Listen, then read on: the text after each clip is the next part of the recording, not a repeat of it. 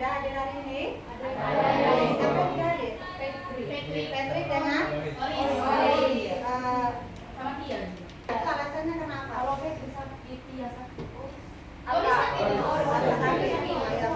Untuk teman-teman semua yang hari ini tidak sempat hadir karena alasan sakit, mari kita doakan semoga mereka cepat sembuh.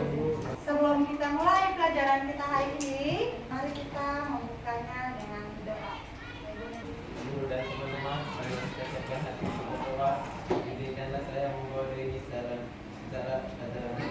berdoa dimulai.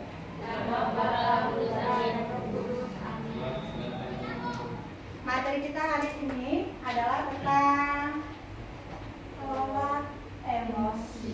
Sudah pernah mendengar atau pernah menerima materi ini? Sudah pernah mendengar tapi belum menerima materi ya. Ya, baiklah anak-anakku semua. Adapun tujuan Ibu mengambil materi ini hari ini adalah untuk yang pertama adalah agar anak-anak semua bisa mengenali emosi. Kemudian yang kedua adalah agar anak-anak semua mampu untuk mengelola emosi yang sedang kalian hadapi. Karena emosi itu biasanya dua ya, ada yang negatif, ada yang positif. Saya akan menyampaikan beberapa tahapan yang harus kita ikuti hari ini, yaitu menggunakan metode AK. Yang pertama adalah nanti ada aktivitas ya. Ibu tadi sudah membagikan kertas. Kemudian nanti kalian diminta untuk merefleksi. Berikutnya baru nanti Ibu menyampaikan konsep tentang apa, bagaimana itu emosi dan bagaimana cara kita mengelola atau menghadapi emosi itu sendiri. Nah, yang terakhir adalah nanti Ibu minta bagaimana kalian mengaplikasikan atau menerapkan dalam kehidupan sehari-hari anak semua. Sudah siap untuk memulai materi hari ini? Siap. Oke, sebelum kita mulai, mari kita peregangan dulu ya. Silakan ikuti gerakan yang di depan.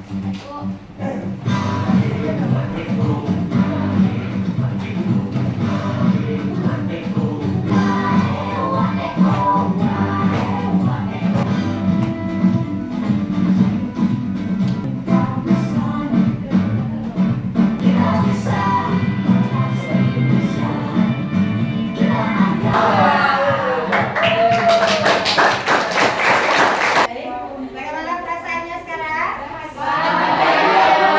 Kita akan bermain kertas emosi. Tadi Ibu sudah membagikan kertas di masing-masing meja anak-anak semua.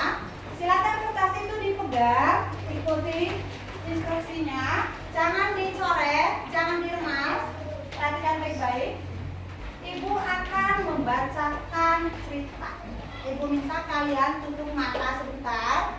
Ibu minta kalian tutup mata, lalu kemudian kalian dengarkan, resapi apa yang Ibu sampaikan, lalu luapkan emosi atau perasaan kalian. Silakan kalian luapkan di kertas ini.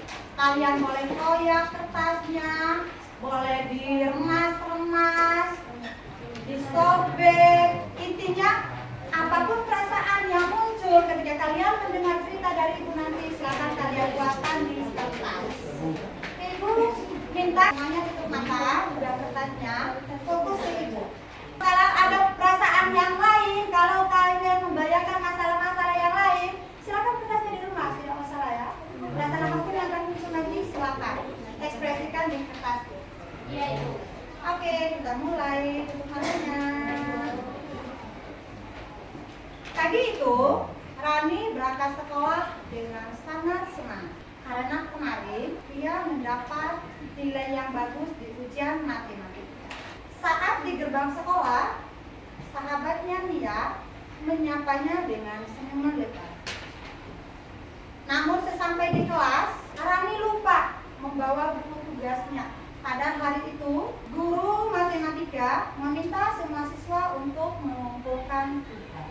Guru menegurnya dengan lembut, tapi ada beberapa temannya mentertawakannya. Mereka mentertawakan Rani.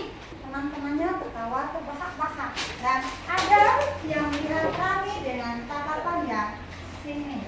Rani merasa pipinya panas dan matanya mulai berkaca-kaca. Saat istirahat, Nia datang dan menenangkannya. Nia memberi ide agar menjelaskan dengan jujur ke guru. Rani menarik nafas dan mendekati guru dan berkata dengan sopan bahwa dia lupa membawa buku tugas hari ini karena semalaman dia menjaga adiknya yang sedang sakit di rumah sakit. Guru tersenyum dan memuji kejujuran Rani. Akhir hari itu, Rani bisa belajar bahwa ternyata emosi bisa berubah-ubah. Yang terpenting, bagaimana ia mengelola. Sekarang silakan buka mata. Pertanyaan selanjutnya adalah, silakan dipegang kertasnya. Bagaimana kondisi kertas yang anak-anak semua pegang? Bagaimana kondisi kertasnya? Ada yang goyah, ada yang masih mulus. Felix, Felixnya masih mulus ya. Nama panggilannya siapa nih? Ya, Delci. Ini kertasnya Delci. Nah, coba kau sampaikan. Bagaimana perasaannya sekarang, Delci? Melihat kertasnya? Iya sekali Bu, karena ada teman ibu yang mengalami masalah, tapi teman yang lainnya tertawa terhadap masalah yang menimpa dia. Ya, merasa kesal dengan tingkah teman yang menertawakan temannya ya. Delci, dengan posisi kertas yang sudah berkerut, menurut Delci apakah kertas itu akan bisa kembali utuh seperti semula? Tidak. Tidak bisa ya. Nah, Rizky, Azlan silakan. Oke, sampaikan apa yang kau rasakan tadi. Saya rasakan sama dengan teman-teman yang sudah mengoyak kertasnya, pasti ada rasa kesal karena yang pertama guru dari siswi tersebut tanpa menanyakan sebab akibat dia langsung memarahinya, dan teman-temannya juga menertawai saat temannya dalam kesusahan. Ya. Oke. Natalia, coba berdiri Natalia. Kau sampaikan kenapa kertas ini lihat hasilnya Natalia. Ini adalah luapan perasaannya ya. Kau sampaikan kenapa jadi seperti ini. Yang pertama, saya merasa menyesal kepada ibu dan teman-teman yang seperti dijelaskan tadi, karena di saat kita merasa stres dan emosi, disitulah teman-teman tertawa melihat kita sedang emosi karena ada tugas yang belum yang kita lupa. Saya juga tadi merasa menyesal, saya sudah membuat kertas ini menjadi kerut karena saya tidak memikir sampai akhir. Saya tidak berpikir sampai akhir kalau nanti ada solusi yang terbaik untuk mengatasi permasalahan itu. Baik, terima kasih. Bentar ya. Baik, sekarang dulu ya. Ada rasa penyesalan di akhir ya. Padahal di awal-awalnya tadi panas, berkobar-kobar. Pokoknya saya harus remukkan, hancurkan, saya harus pukul, saya harus begini, saya harus begitu. Lalu pada akhirnya setelah mengetahui alur ceritanya, ternyata temannya seperti itu karena sedang menjaga adiknya di rumah sakit, baru ada penyesalan. Pertanyaannya, apakah kertas itu akan bisa kembali utuh? Tidak akan bisa. Apa kertas ini adalah teman yang sering kalian bully lewat bullying verbal di kelas ya. Lalu teman ini menjadi seperti ini. Kemudian di akhirnya kalian menyadari, kalian meminta maaf, lalu mengelus-elus teman kalian.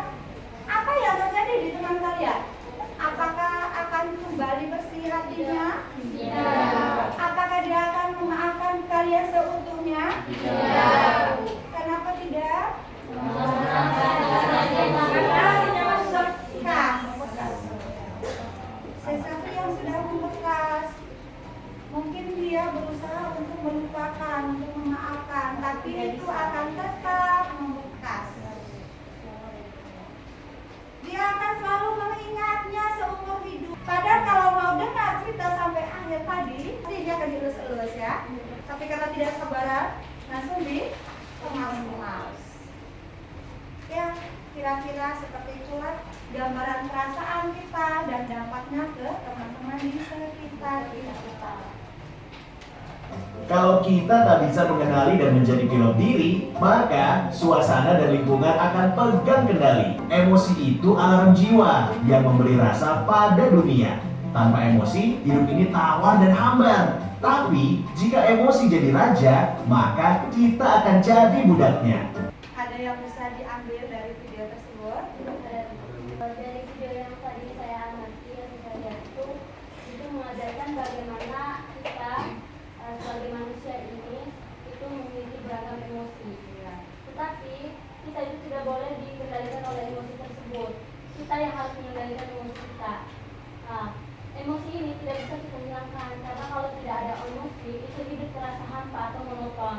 Tetapi kalau emosi yang mengendalikan kita itu justru akan berdampak yang sangat fatal bagi kita. Jadi kita harus bisa mengendalikan emosi kita agar itu tetap berdampak positif atau tetap stabil. Ya, tepuk tangan dulu. Saya kata-kata di awal tadi, di pendekar tadi, kita ya harus mengendalikan emosi. Jangan sampai emosi ya mengendalikan kita. Emosi itu apa?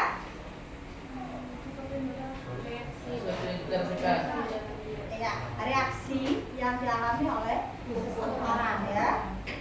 Dan reaksi itu harus disampaikan ke salurkan. Nah, ini Ibu ada print tentang roda emosi.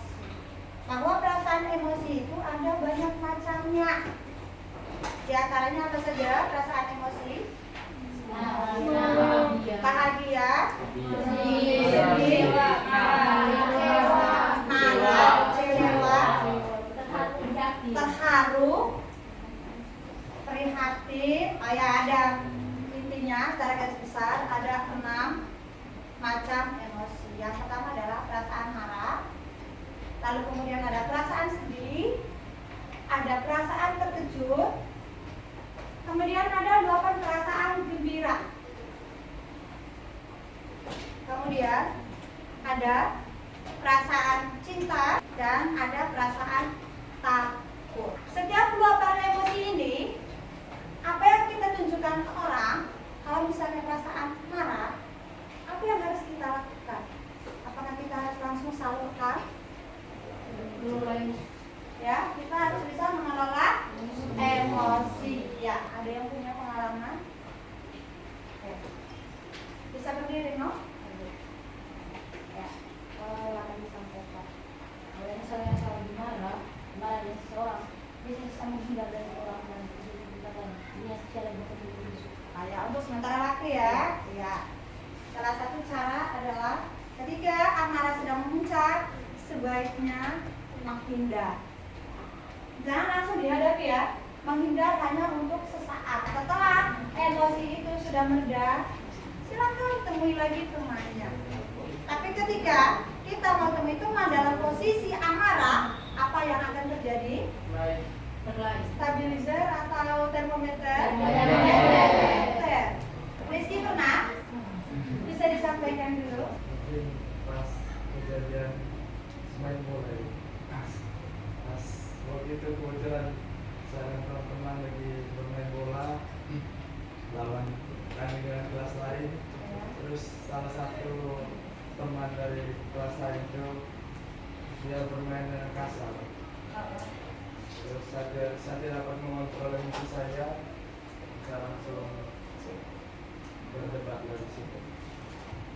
Airnya panas ya. Yang ada adalah korban emosi amarah dan berantem. Ada penyesalan setelah itu? Ada. Ya, baik, pertanyaan terus ya.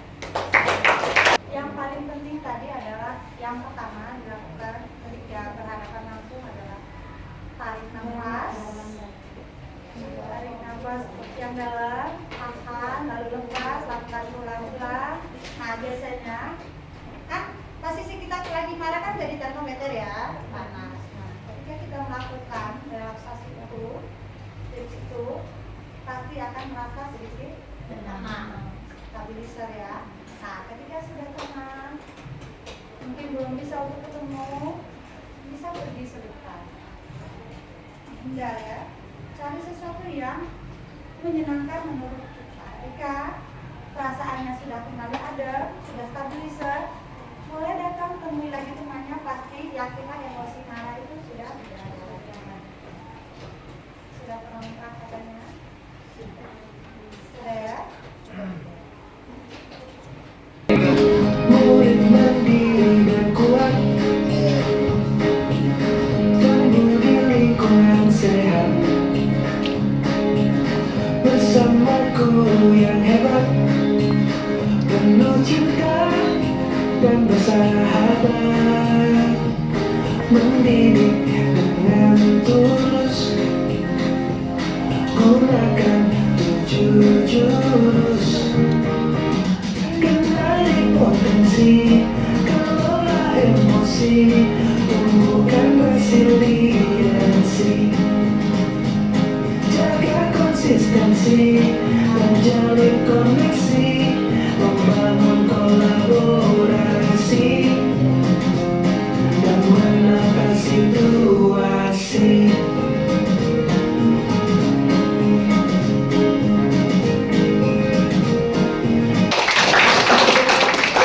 Ya baiklah anak-anak, kita sudah mengikuti beberapa tahapan hari ini. Mulai dari bagaimana kalian berhadapan dengan ketas emosi, lalu refleksi, lalu sudah dipahami apa dan mana itu emosi.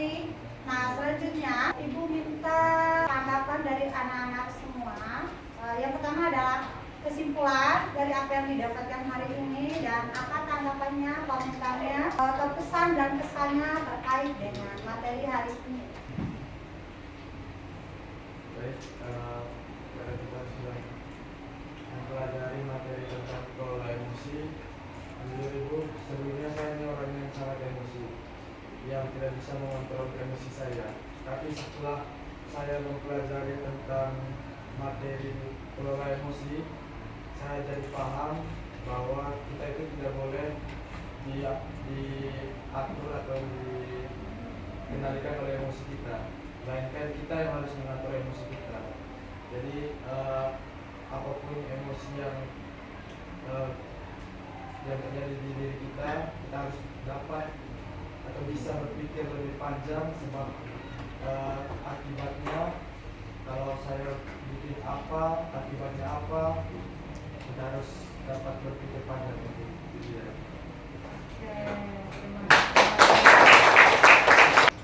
Apa-apa ya, langsung memuncak. Nah, dengan mengikuti materi hari ini, jadi tahu, jadi paham bahwa kedepannya harus dirubah polanya. Harus pahami dulu dengan kita, ya. Kalau ada sesuatu, jangan langsung membuat kesimpulan. Dengar dulu sampai akhir. Lalu kemudian jangan sampai kita menjadi termometer. Tapi jadilah, tetaplah menjadi stabilizer kapanpun dan dimanapun. Hari ini kita sekian dulu materinya. Semoga apa yang sudah kita dapat hari ini itu bermanfaat. Sebelum kita akhir, Ibu minta satu orang untuk menjadi kita dalam doa. Bapak sekalian, mohon bersama kalian dan pada ibu dan izinkan saya mohon saya dan berbagi